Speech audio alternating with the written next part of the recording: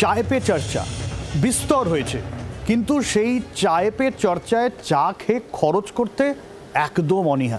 আর 100-200 টাকার বিষয় তো নয়, প্রায় 14,000 টাকার বিল না দেওয়ার অভিযোগ উঠেছে পূর্ব মেদিনীপুরের মহিষাদল ব্লক প্রশাসনের বিরুদ্ধে, এবং তা নিয়ে জোর বিতর্ক।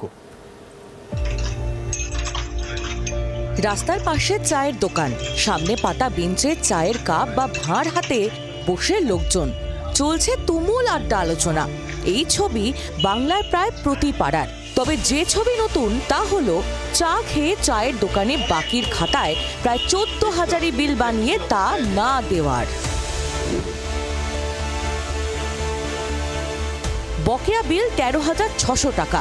কাঠগড়ায় মহিষাদল ব্লক প্রশাসন সূত্রের খবর, মহিষাদল পঞ্চায়েত সমিতির অনুমোদিত ক্যান্টিন বেশ কয়েক মাস বন্ধ ছিল। সেই সময় এই চায়ের দোকান থেকে চা, বিস্কুট, কফি, মশলা মুড়ি প্রভৃতি সরবরাহ করা হতো। সেই জিনিসের টাকা পেতে প্রশাসনের দ্বারস্থ হয়েছেন পৌর ব্যবসায়ী। অভিযোগ, টাকা তো মেলেইনি, উল্টে জুটেছে বিডিওর ধমক। চাওয়া হয়েছে দোকানের দলিল, যদিও অভিযোগ নস্যাৎ বিডিওর। বিডিও তো এর কথাও মানেনি, সভাপতির কথাও মানেনি, আর এমএলএর কথাও মানেনি।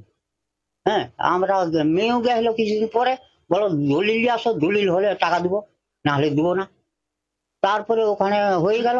আবার 3 তারিখে আমি ফিরে নবান্নে ফোন করেছিলাম, সেখানে পুরো ঘটনাটা বলেছি। সে বলছে যে তোমার দলিল আসো, দলিল না হলে টাকা দেবো না। বারবার ওই রকম হুমকি দেখাচ্ছে। আমি দলিলটা পাবো কোথায়? এই তো এডুকেশনের জায়গা। হ্যাঁ, কি করবো এখন, দোকান চালাতে পারছি না, আমার শ্বাসকষ্ট এসেছে, মেয়ের সুগার এসেছে, এখন পয়সাও পাচ্ছি না যে ডাক্তার দেখাবো। এখান থেকে কোনো ওয়ার্ক অর্ডার দেওয়া হয়েছে যে এই দামে তুমি চা নেওয়া হবে, সাপ্লাই অর্ডার দেওয়া আছে?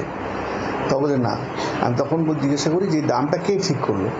ও উল্টে মিসবিহেভ করে ও আর কে বলছে এই দাম আমি ঠিক করেছি। আর ইতিমধ্যে আমি খবর পাই যে ওর যে জমিতে বসে আছে সেই জমিতে সরকারে, ওর নিজের জমি না, তার বলি তোমার যে জমিতে বসে আছো সেই জমিটা কার?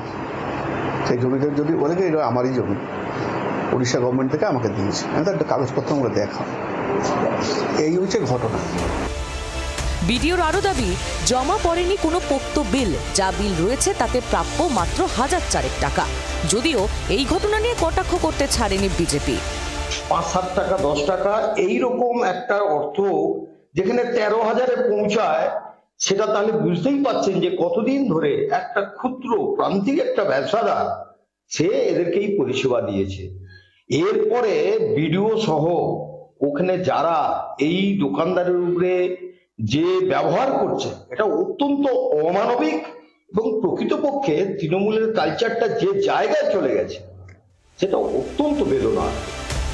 বকেয়া টাকা মিলবে কবে, এই নিয়ে তুফান মহিষাদলের চায়ের দোকানে। পূর্ব মেদিনীপুর থেকে কিরণ মান্নার রিপোর্ট, জি 24 ঘন্টা। বাংলার আওয়াজ, বাঙালির আবেগ, জি 24 ঘন্টা।